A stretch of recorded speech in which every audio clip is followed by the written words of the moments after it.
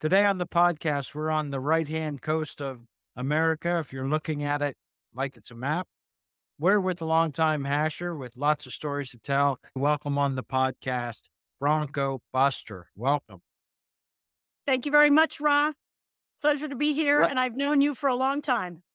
you have, but let's talk about you and when you got to know the hash. What's your origin story? When, where, and how did you get to your first hash?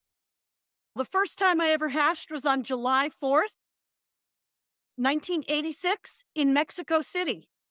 I don't really remember how I got there, but that day we ran through the McDonald's. It was the first McDonald's in Mexico, and the hares were some people from the embassy where I was working. And we ran to the McDonald's, stopped, had French fries, and sang Old MacDonald Had a Farm.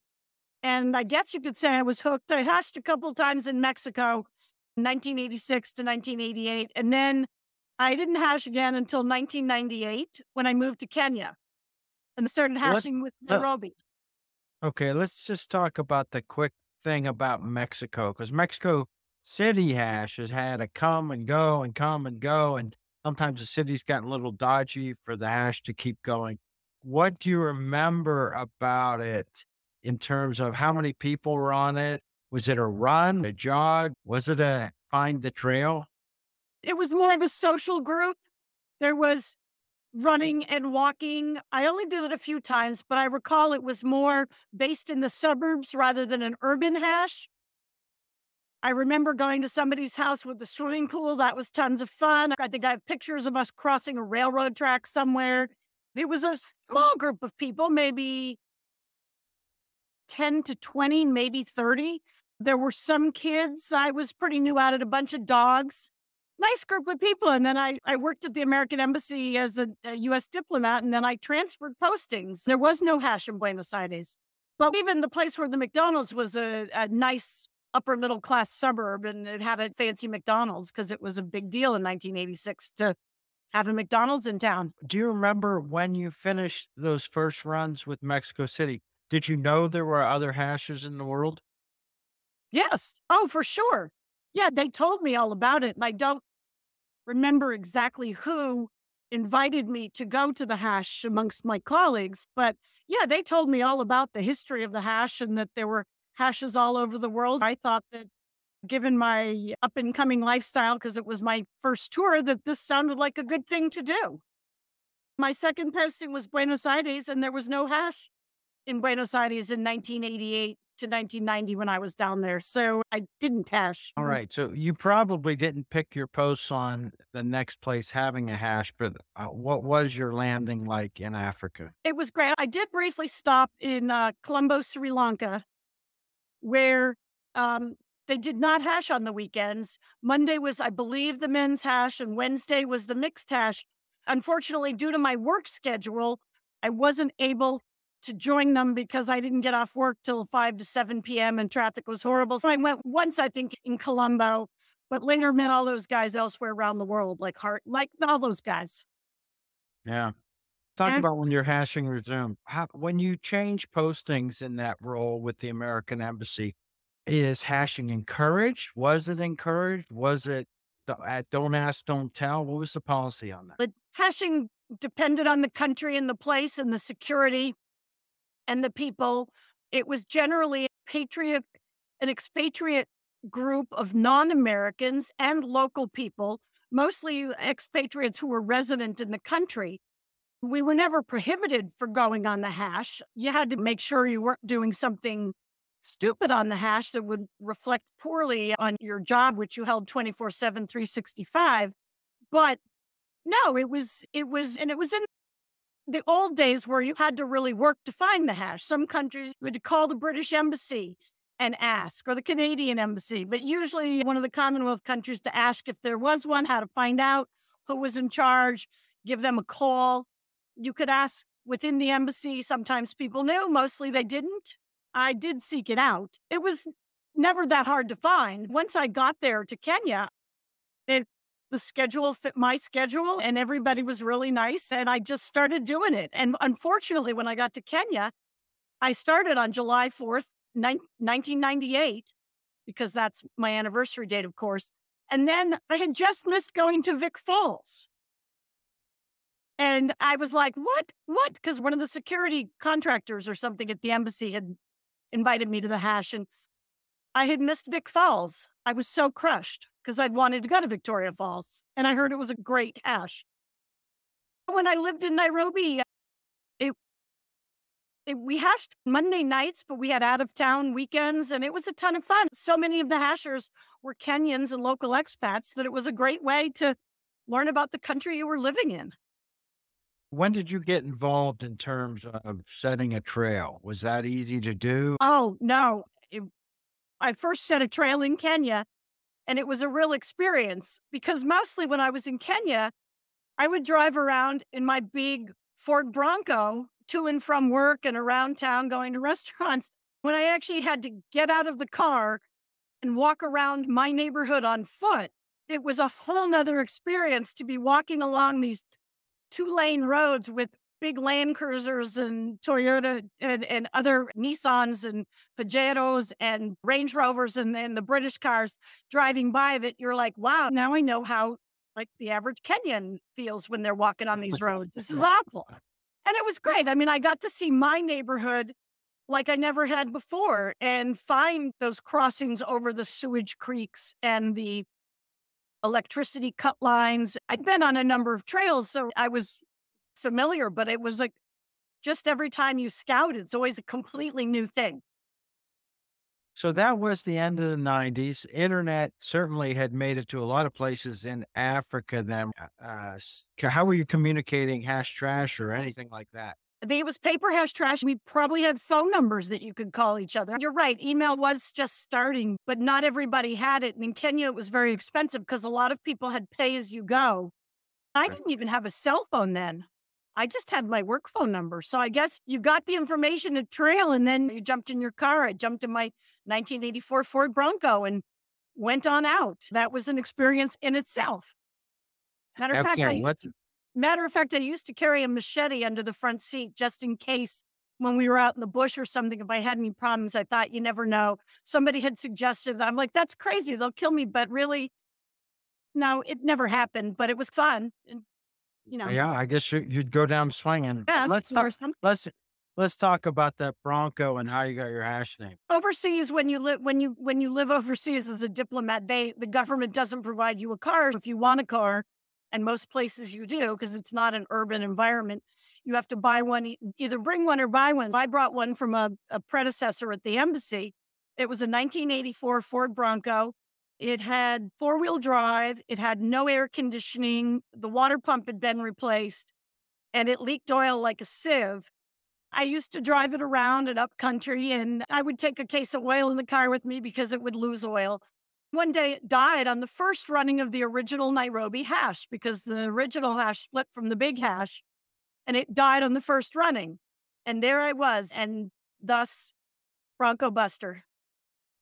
Let's talk about that split. Were you aware of the reasons for the split?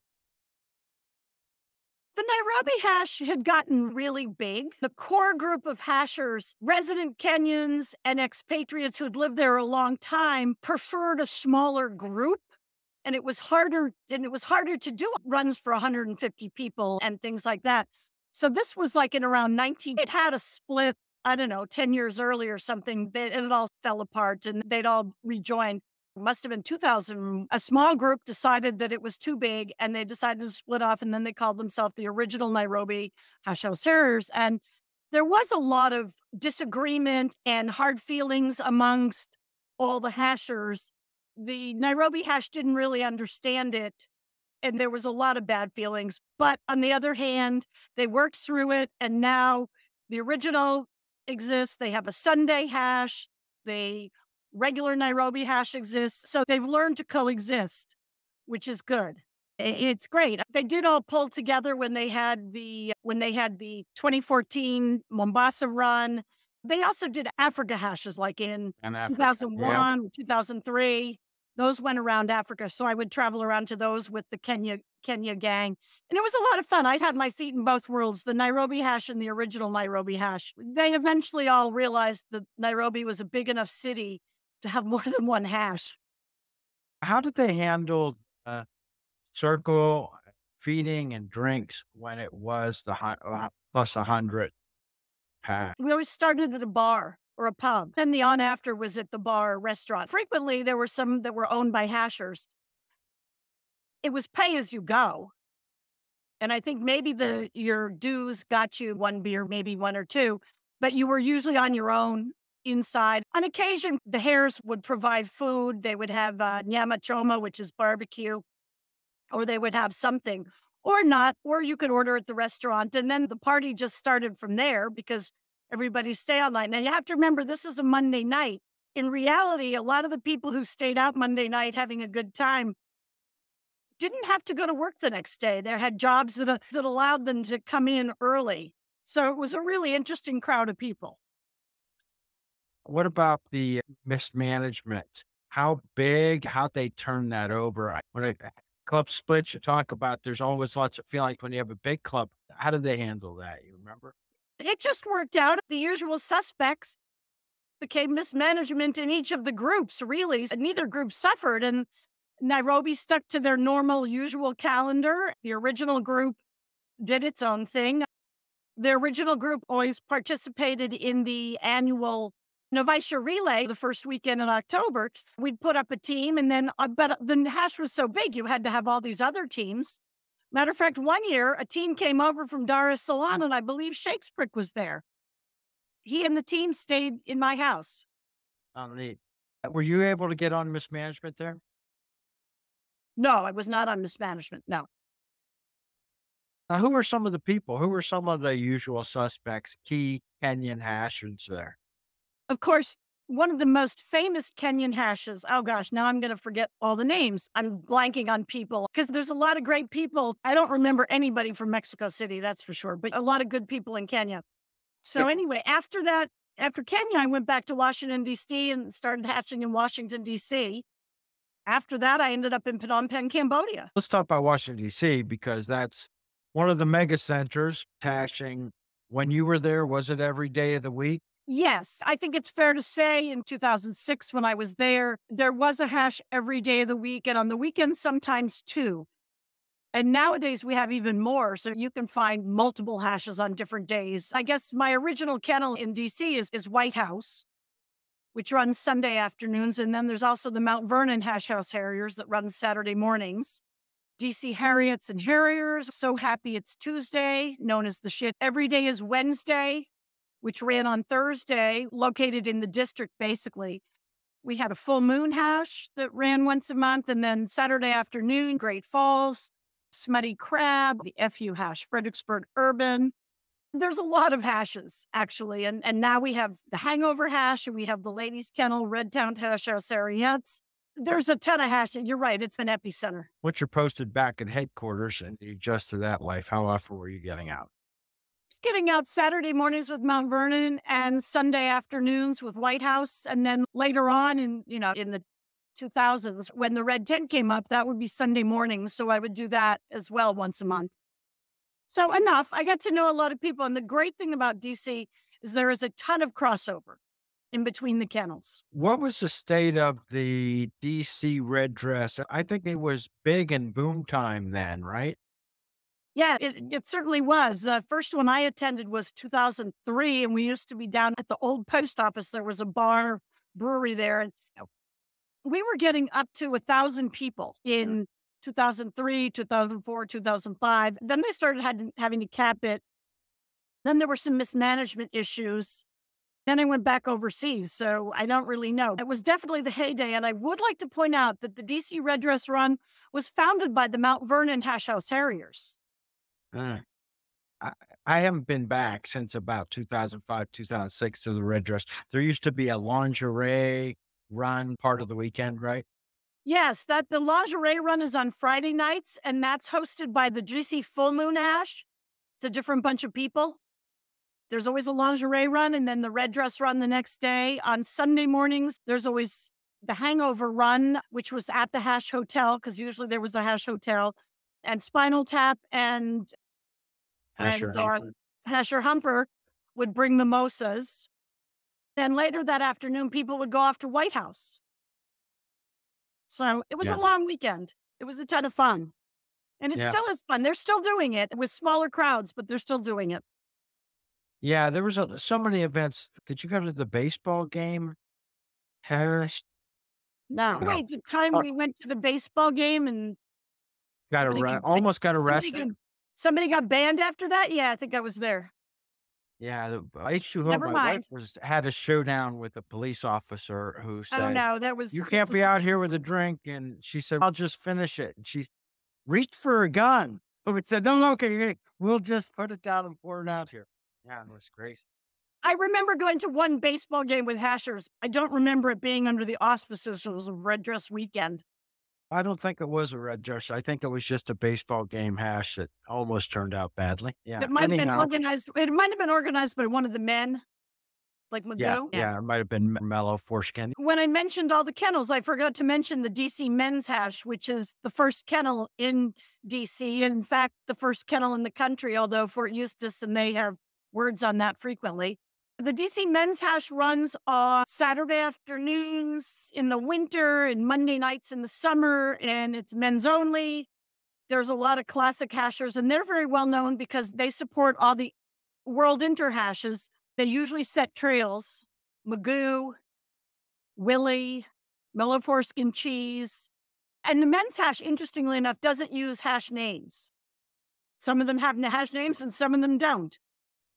Yeah, there's some serious crossover. Yeah, Jewel Lynn Jewel. Yeah, Family Jewels, Marty Mitchlick. They actually have their own Mouse. VFW post up Yeah. in Potomac Park on the Maryland side because so many of the members were in the military. There was a VFW post up there they used to run out of.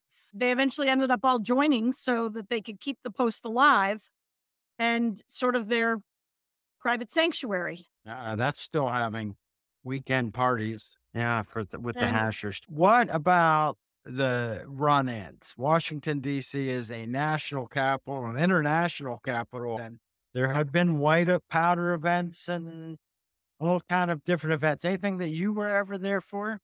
no, not that I can really think of, not significant like the one at IKEA in Connecticut. No. I mean, we try and use colored flour and colored chalk. If we're out in the suburbs, because there's a lot of park systems, we just use white flour, so it's not as big a deal.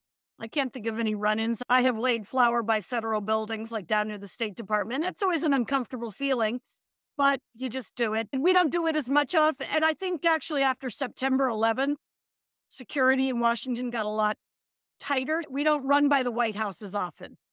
It's harder to run down on the mall. It's just harder to set trail down there, so it's more rare. But the different kennels still do it. It just depends, and you've got to have a hair that's really interested in doing that. A couple of those clubs had their own beer van, beer truck. Some of them were big. That's another issue of accommodating that many hashers and getting them watered and fed and all. Yeah, that would be White House. They've had a series of beer vans. Beer Force One was one of the names of one of them. So yeah, and sometimes, and it's tougher to cater. Most of the hashes around here generally go to restaurants afterwards, after Circle.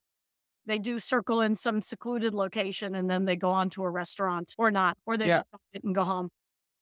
Okay, before we move to Phnom Penh, you're wearing a happy coat there. When did you start collecting all that? And what are some highlights of what you're wearing there? This is a White House happy coat. Yeah, there you go. And on the back, there is a giant White House thing. There you go. Okay. Yeah, I can see that. Yeah. Oh, So yeah. I've got all the kennel patches from the DC area behind the White House thing. And then I've got kennel patches from around and mostly from international events like this is London. This is the Vietnam Post Lobe. This is London. This is Vindabona, Vienna. This was an AGM souvenir from White House one time. Wow. They put some expense into that one. Yeah, they conveniently monogrammed them too for us. Prague, Eurohash. Or, Yeah. no, yeah, Warsaw. You name it. I just work on happy coats. Yeah. You're wearing a shirt from Mother Hash. I am. You're very observant. It's Mother's 80th anniversary. Yeah. celebration at Kuala Lumpur that I went to. I'm hoping they do a 90th. That was so cool. Yeah, I have just had a couple chats with a few people saying, "Hey, if you guys haven't thought about it, you need to start thinking about it." The Vietnam Postlude, was that the Chiang Mai? No, that was after Kuching. Oh, okay. I was a comer to the international travel hash scene. The first one I went to was Chiang Mai because I had just been posted to Phnom Penh, Cambodia. Before that, I'd done 2 hashes in Africa, in Kenya and South Africa. And then later I got posted to Europe, so I got to hash around there a lot. In the mid 2000s, you went to Phnom Penh. That quite a change of scenery. Had technology reached everywhere? Everybody have cell phones there? Oh gosh, everybody had cell phones for sure. They were getting them in Kenya when I was leaving. Everybody was getting them. By one, I was leaving Kenya. They were getting them, but yeah, everybody and their brother had cell phones in Kenya and internet sites. And so everything had switched from being paper hash trashes to online. But Okay. kind of kept it they kept it simple because they met every Sunday at the train station at 2 o'clock at the boarded up and closed train station that didn't work. And in the small countries, smaller Southeast Asian countries and touristy countries, they also advertised in the weekly publications, the What's On, and it was always there talking about Sundays at 2 at the train station. At that point, were you informed about Phnom Penh before you got there since hashing was just part of your life by then?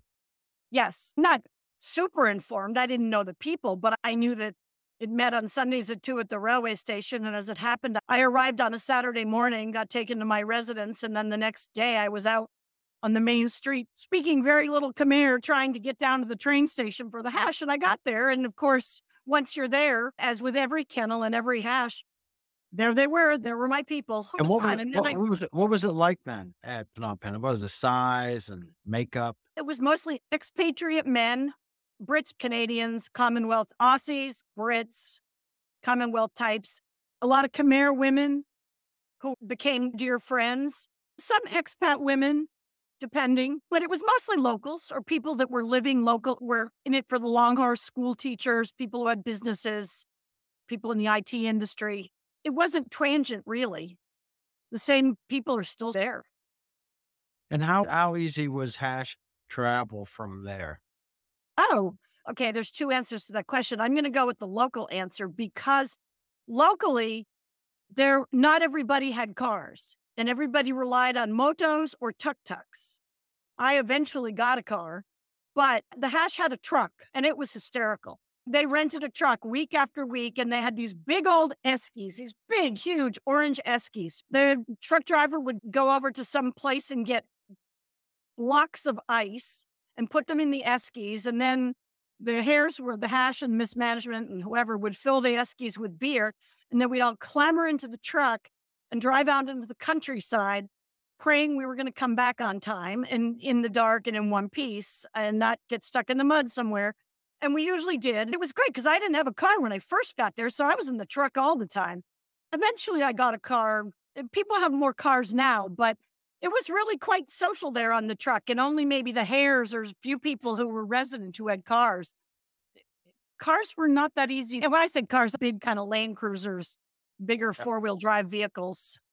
It wasn't that common. It wasn't that common for local people to have them, the local hashers. But so anyway, we had a grand old time on the truck.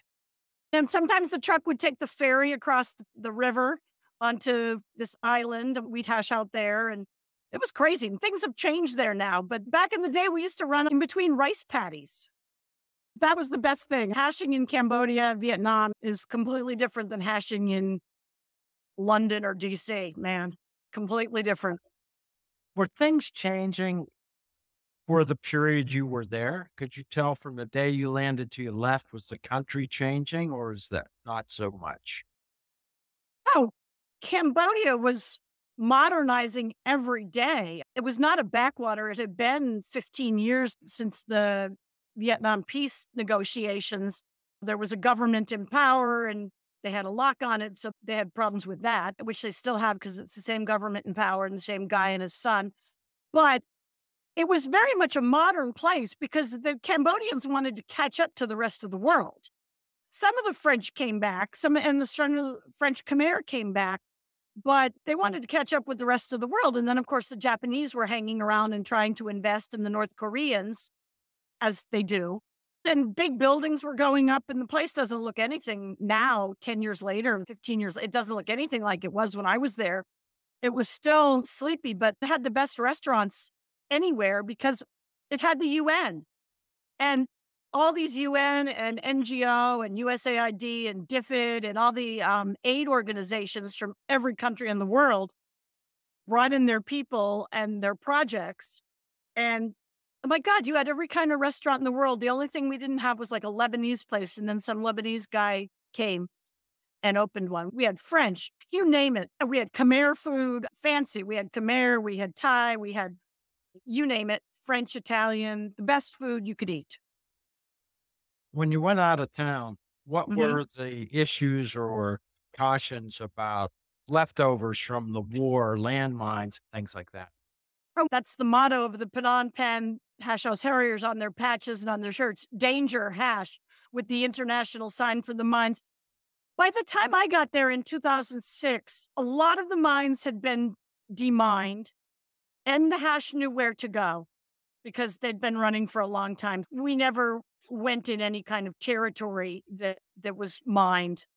And so we always felt pretty safe about that. We used to go out to the go-kart track right near one of the military bases, and that was where they had an illegal shooting range, and you could go out there and pay them to get an AK and shoot up a cow for $100. That wasn't legal either, but I never personally did it, but there were tourist backpackers that did it and got in trouble. But so it was a funny place. We had an entire go-kart track. Right. It was great. No, and landmines, everybody was very conscious, however, of the history of the place. There was a lot of young people. There weren't a lot of old people because many people died under the Khmer Rouge. On occasion, we would run out by the famous monument to the deceased, or we'd run by the school in town. It was there, but the Cambodians themselves really wanted to move on. This is my personal opinion. It has nothing to do with my previous work. I think they didn't know their history all that well. They just wanted to be modern. They were not as friendly with the Vietnamese because after the Khmer Rouge savaged the country, then the Vietnamese took over it. They didn't like that at all. Right. So when I was there, the relationships of the governments between Cambodia and Vietnam were always a work in progress. But hashing and civilization wise and lifestyle, it didn't really impact. They were trying to concentrate and rebuild their country and move forward as best they could with whosever money they would bring. Well, you said there were two answers to the travel. What about travel Oh, outside? international tra- travel was fabulous because Phnom Penh was an hour's hop from Bangkok. So you could fly anywhere in the world. I was lucky. I was able to go to Chiang Mai Interhash, Perth Interhash. By Kuching, I lived in Europe. You could hash with other kennels. If you went there, there was a kennel formed up in Siem Reap. I never did it, but they always had a Pan Asia or a Mekong. They had a Mekong Interhash that they would set up every year. And then it was more like people would come to us though, Mhm. come to us in Cambodia. And then the shot hash, it's from KL, I guess. I guess it's from KL. They go on holiday weekends twice a year. I think it's called the shot hash. They came once. And that was great. They would go out on holiday long weekends around the region because they would take the cheap air flights out of KL and go to whatever destinations they had. Yeah, that's great stuff. Where did you go after Phnom Penh? Oh, after Phnom Penh, I went back to Frankfurt. So I had been in Frankfurt in 2001 to 2003 as a regional consular officer. I got to travel a lot to East and West Africa, going back to Kenya, seeing my friends, hashing in Sierra Leone, hashing in Dakar, going to a lot of places for work that I was able to stay the weekend and hunt up the hash. Then I went back to Frankfurt where I had a different job in the consular section. That was when I got to go to a lot of Euro hashes. I'd already met people. I'd already done some Euro hashes and I'd already met a lot of people. Our paths had probably crossed when I was in Frankfurt the first time Yes. or in What Africa. about Africa. what was your take on how the culture of hashing you drop in and out of a lot of diverse kind of places from Asia to French speaking Africa, English speaking Asia, European places. What were you thinking? What was your take on that during that decade? Um, there was a lot of camaraderie, a lot of, and it was a social outlet. I mean, it was a way, and it was a recreational outlet, obviously. For me, it was a way to see the countries I was living in. People were a little more naive and less modern in some of the countries I lived in, but everybody was generally nice. Everybody generally had pretty good jobs. People were looking for friends outside their work environments. Some people were looking for boyfriends, husbands, some of the in all kennels everywhere. The Europeans, I was lucky enough to hash with the wolf for a long time, and the wolf Right. taught me everything I know about hashing. And he was a Frankfurt hasher of long standing, but he'd been in Norway and Korea and everywhere around the world. I would say American hashing is different from European and Asian hashing for because many of the people are just familiar with their local domestic environments and they don't get to travel around as much. That's changing a bit now as some of the hashers who were younger are getting older and are more established and have more disposable income. When I was overseas in the middle of somewhere, you were there. You just did it. It was easy enough because you were in Cairo, as I recall, since your name is Rob. Yeah. Yep, Yeah. For quite a long time. Yeah. quite a long time. As a government employee in the diplomatic field, were you inviting colleagues to the hash? Was that something you could connect to You work could. or keep separate?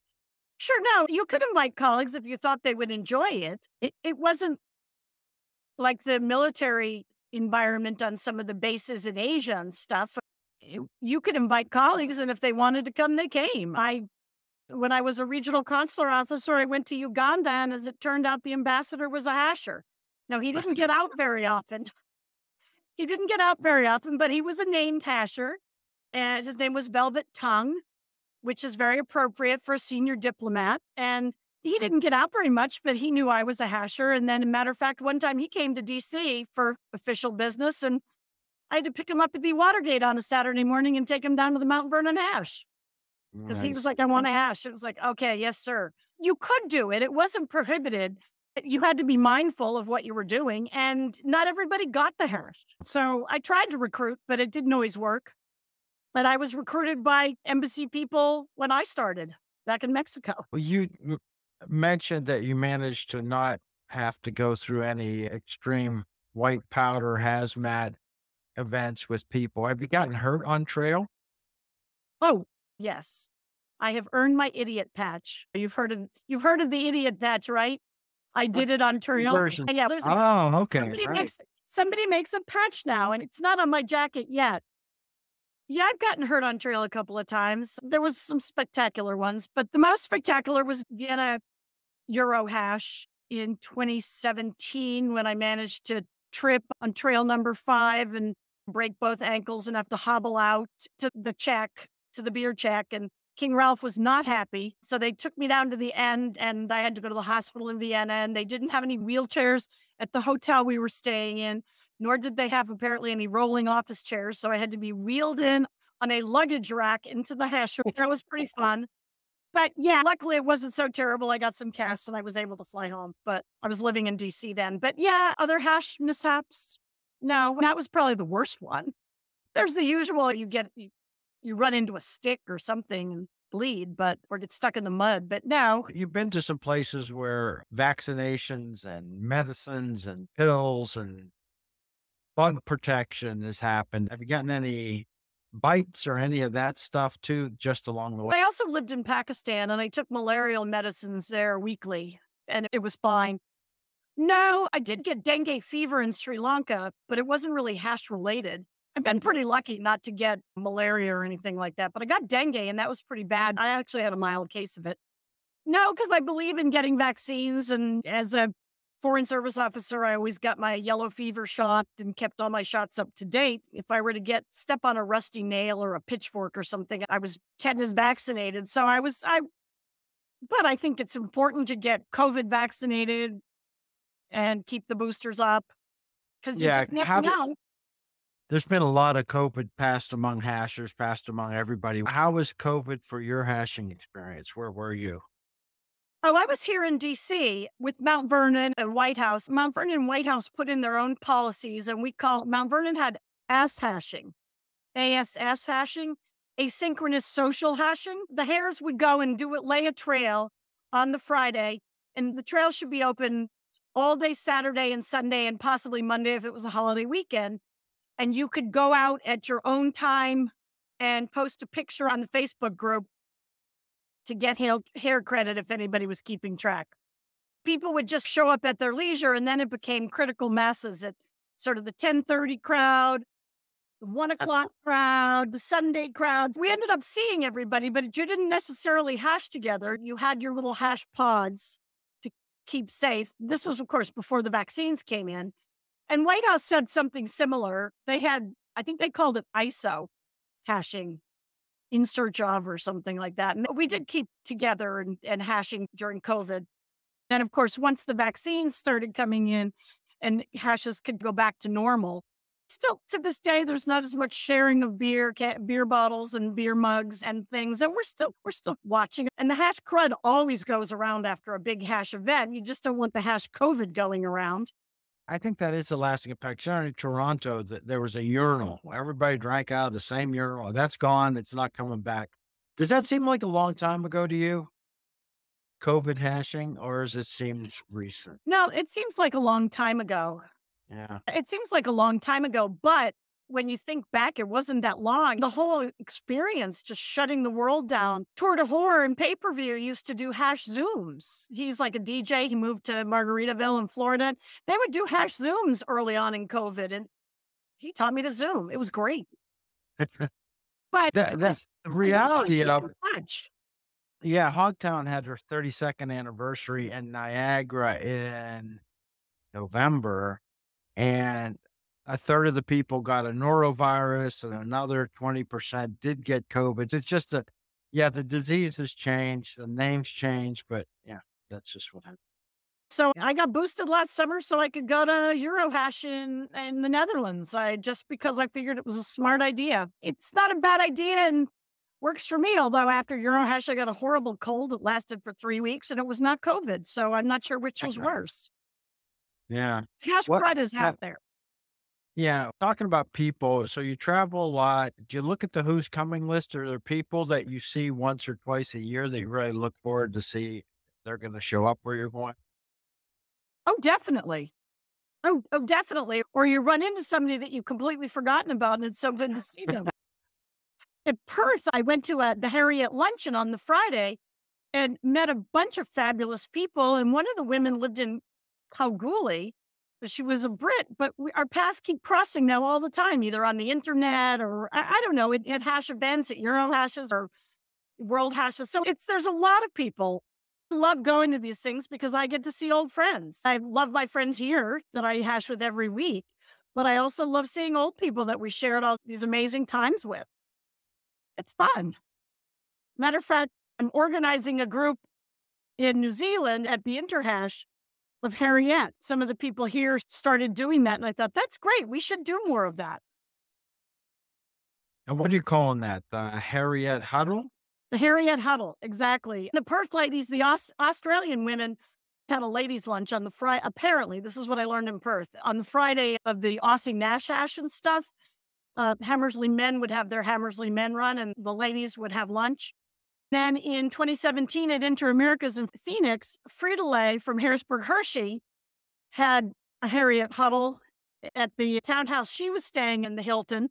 It was so much fun that we repeated it on the boat in Scotland at Eurohash 2019. And then we did it in Prague, and we did it at the castle just recently at Eurohash. We were all on schedule to do it at Trinidad, but then COVID happened. Let's talk about some of the darker areas here. We've had the unfortunate killing of the Inter-Americas GM and all the fallout from it's not settled yet. We've had Trinidad had to completely cancel with government restrictions. What do you think about all that stuff? Big event hashing, the impact. No, I would say that in the past, before cell phones and before the internet and before email, this kind of thing always happened, but not everybody knew about it. It's not my place to go into some of the things I heard back in the day from some people who knew some of these things, But you could. but You could go into it right I don't, here. I don't really think I should right here. But I will say that for Trinidad, they made the absolute right call because Yeah. it was COVID. And I don't have any inside information, but it was very clear to me. I heard from all my friends who were working on this problem at the highest levels that they were really pushing the government and they really thought it was going to happen, but they had to give a hard and fast deadline. And they had to call it a month out. And unfortunately, but I can understand this because I'm a bureaucrat, 2 weeks later, the government of Trinidad opened up. That was completely unfortunate, but they did the right thing because nobody could wait necessarily. Now, the whole Colombia thing was a whole different kettle of fish. Sadly, a lot of American hashers confused the two events because the younger, newer hashers were starting to have disposable income to travel, and they didn't have the world perspective or the years of perspective, and they never understood that a hash, an interhash or a continental hash was just a weekend away and perhaps an excuse to build a holiday. Colombia was really different, and that should never happen again. The idea that one person alone is building an event, and it's not the first time this has happened in the hash world. I'm not going to Right. name names, but that shouldn't have happened. And the group never should have voted for Bogota, Colombia, because as a diplomat, as a consular officer who writes wrote country information sheets, it's not a good idea to go hashing in the home of the cartels. I don't care how lovely Medellin is, how lovely, that's my personal opinion. And I bet it says that in level 4, do not travel to Colombia because of the drug problems. So that's my personal opinion. But it's, Do you think we're going to recover? We really have only one bidder for Interhash this time. There's no one on the books. I think we'll get one for Interhash 2028. Of course, we're hoping Malaysia. Inter Americas, there's not a long list of people ready to do it again. no, I know what you're saying. And I think I agree with you that it has changed. A lot of newer hashers don't want to put in the time and the effort to organize these things. And it does take a lot of time and effort. And once you do one, sometimes you're blown out of it that you'd ever want to see a hasher again. And then luckily others persevere. If it's managed right, the good news is there's always a cadre of older senior hashers who know how these things work, but the younger ones don't necessarily want to do it. And then there seems to, okay, and then I'm going to go on a complete another rant. I don't think this is true in Europe or Asia. In the United States, there seems to be a lot of people who just want to travel hash. What I mean by that is that they seem to want to fly somewhere, drive somewhere, and go to a hash weekend event somewhere, but they don't seem to be putting on these events retroactively. Or not retroactively, Right. that's the wrong word. They don't seem to be reciprocally, so that everybody wants to go to the DC Red Dress Run, but not everybody who comes is hosting huge weekends that everybody flocks to. At some point, I think the host kennels get real tired of doing that. For Right. example, Yeah. and maybe that's because DC is a transient place. I don't know. White House Campout is full of non-White House people, although I have to admit a lot of them did hash here in the past. But it's hard to put on a huge hash weekend if you can't get hairs for the year and hairs weekly. Sometimes the one-man band or the one-person show is what you've got to deal with, and take your risks. And when it doesn't work out, I guess this is my thought. When it doesn't work out, don't be surprised. Don't be surprised. You've lost your $300. I'm sorry about that. Hopefully you made cancelable plane reservations and hotel reservations, but I guess that's what's missing, is that there's not an understanding that this has always been risky business and planning business for as long as we've known it. As long as I've ever heard about it from when I joined the hash, Yeah. Uh, No, it's true. That's the long perspective that is worth it's interesting. And all the ways you put it, I think a lot of people will be shaking their heads saying, yeah, we sometimes forget or that's not front of mind. The whole world changed over these last 3 decades. So all of society changed. So of course, hashing society changed. Principles and it's always club specific or maybe country specific, but things change. But everything does have an overarching change, more communication, less real information about people when it's bigger and people are flying in for the weekend, less way to know the people. Yeah. yeah, it's very interesting, and it is. And I don't know. I don't know if that's. I don't know if it's good or bad, but I do think it is. And people are busy. People are just busier now than they used to be in some ways. That it's just harder. Even for example, in the old days, the Australians never, when they left Australia to travel, they would go out for 3 months at a time. It never necessarily dawned on them to go out for 2 weeks and come back. This is my opinion, of course. And that's because they were at home with sailboats and motorcycles and they were having plenty of fun too. They didn't want to necessarily go to London or to Eurohash for the weekend or for 2 weeks because they were perfectly fine doing their thing. And they used to love just to travel to Bali. They traveled regionally. They were big Yeah. regional travelers, but getting them to come elsewhere was a challenge. And I've Yeah. been spoiled because as I got to live overseas closer to all these events and just do them when I was there. Yeah. Well, let me get two things in here. One, the podcast question. Is the RA always right? Yes. Okay. That's direct enough. And what do you think about the future of hashing? I think if we even go back a couple decades before we started into the 70s, if we were dropped back then, we'd have completely recognized the hash.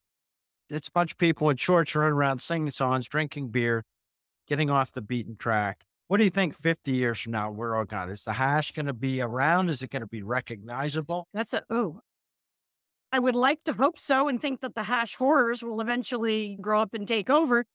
I think it's going to be a lot less drinking oriented. Gone are the days where you could only have beer in the circle. If it didn't go in you, it went on you. Now you can have soda in the circle. Now you can have water in the circle. And that's out of respect, A, for people that don't drink or people that can't drink or people that religiously don't drink or whatever cultural diversity. Or you do not or you're not going to find a Kenyan woman dumping a beer on her expensive hair that she just paid to have redone. I think that's changed a bit. As the hash ages, we got to find new younger hashers to revitalize it or to keep trails going, and that's harder too. It just depends on the people in the country and home-based hashing versus restaurant hashing. It's harder to get a place. It's harder to find a bar to take 50 people, 100 people. So in some ways, it's modern times are doing in the hash. Or if people just live in apartments and they're not having everybody over and you don't want to sit in their alley. Sometimes we sit in people's alleys in DC. It's great. You've traveled widely, you lived widely. Are there places you haven't been yet that you want to go see? You want to go hash in? New Zealand, of course, but that's coming up. Um, yeah, I've never been to China. I've never hashed in China, despite living in Cambodia. I never got up to China, never got to Russia either, but these aren't necessarily hashing locations. I think I've been pretty lucky to go to some exotic hashing locations, but yeah, China, the Valley of the Kings of Egypt. There's never enough money or enough time, or if you've got time, you don't have money. And if you've got money, you don't have time. And so it's tough. I'm retired and working part-time, probably to fund my hashing travel amusements. We'll get this out in a couple weeks. So it'll be before we get to New Zealand. So ladies that haven't heard of the hash huddle can look that up and people who are going to Interhash can meet you in person if they haven't. Can I just throw one thing in about an achievement that Anything you want to go. failed to mention, but I wanted to give kudos to in my old kennels. I was one of the founders of the Red Dress Run in Phnom Penh, Cambodia. Nice. Myself and an Australian guy whose name I really can't remember, Andrew Bellows, I'll give you a shout out with your nerd name. We decided to, in whatever year I was, 2007, I was there from 2006 to 2008. I must have been 2007. We did a red dress run. It was great. The very first red dress run. We gave all the proceeds to charity. We had 30 runners who paid $5 each. We charged all the Khmer runners the same price as the expatriates because we had a sliding fee scale, $5 for expats and $2 for locals because of the economic situation in the country. But for that, we said it's all going to charity. And I can't tell you how pleased all the local hashers were. We ran around Phnom Penh starting, and we went to Friends, which is a French and Canadian NGO that had a training facility and a school, restaurant. And we stopped there and we presented an envelope with 150 US bucks in it, and then ran on to the riverfront where a tuk-tuk was waiting for us with beers. It was really fun, and they're continuing to do it. And I think the spirit of Red Dress Run is a great thing. I'm a big fan. It was wonderful, and I'm glad the Phnom Penh hashers are keeping up the tradition because, yeah, all those expat guys, they didn't want to wear red dresses.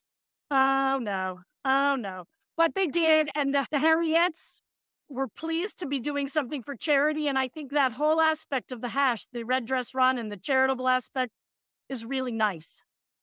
Yeah, that's a nice legacy to have in your career. You have any idea how many trails you've been on?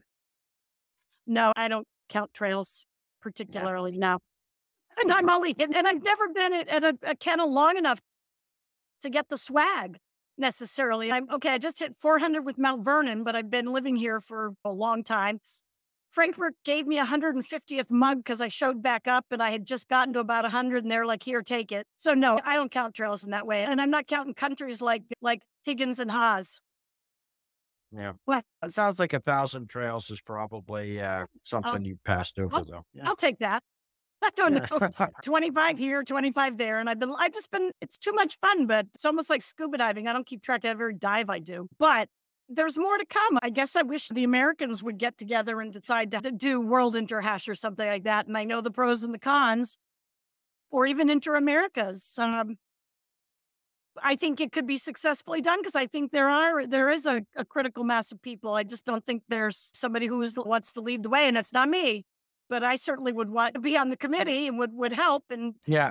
but that kind of spirit, we have to make sure that stays in hashing. And it's tough, even locally. God. Yeah, the rumor mill is it will pop up again in New Orleans. I know Moon and I talked, and Pittsburgh's willing. If it has to be kicked off, Moon said he could pull it off. So I think there is a future for America. Interim. And I'm a big fan of New Jersey. I think this is my personal opinion, and I've said it to a few people privately, but maybe you should edit this out.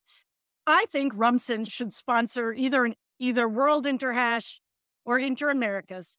It could be done in Atlantic City off season, and there are enough kennels from Harrisburg, Hershey to DC to New York to all over to end up making it happen. It would probably end up being Rumson in name only.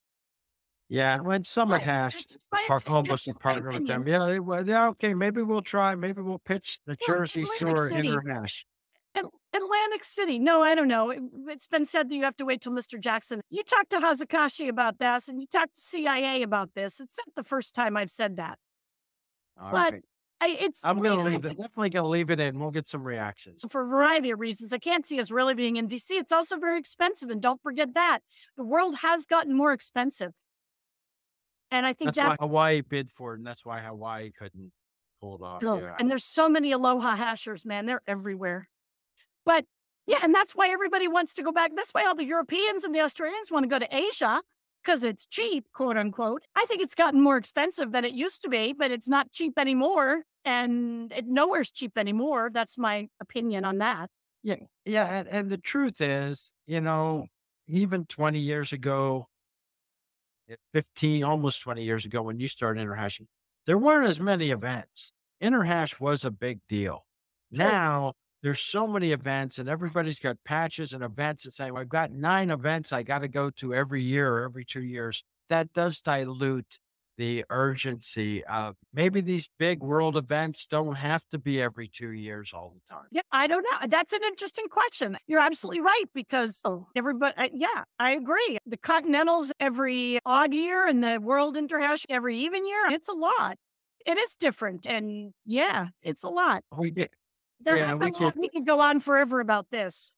yeah, so we'll cut this off. I'm just trying to go back and think of the Kenya hashers to give them their due because they've been Well, pretty active on the international scene. There's David Muchane, who was their grandmaster who moved to DC and hasn't really been mm, back to Kenya, but he's well known and well beloved. And then Tuzo Tits and oh my God, Big Joe and there's all kinds of people that I can think of, and the names are just completely escaping me right now. And then in Cambodia, there's all kinds of folks too. They did a prelude to Chiang Mai STD, and then there's the guy from Afghanistan who was back there, the Canadian guy whose name is, of course, escaping me. Big tall guy. There's a lot of people who put in a lot of time, and then they get known.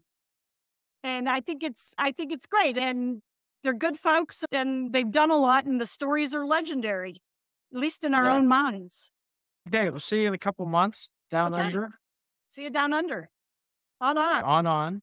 On on. Uggy, uggy, uggy. Oi, oi, oi. Oi, oi, yeah, there we What go. the wolf used to say that all the time. Oi, oi. That's what a big German does. All right. And here's to the wolf. I cannot have any hash Yeah.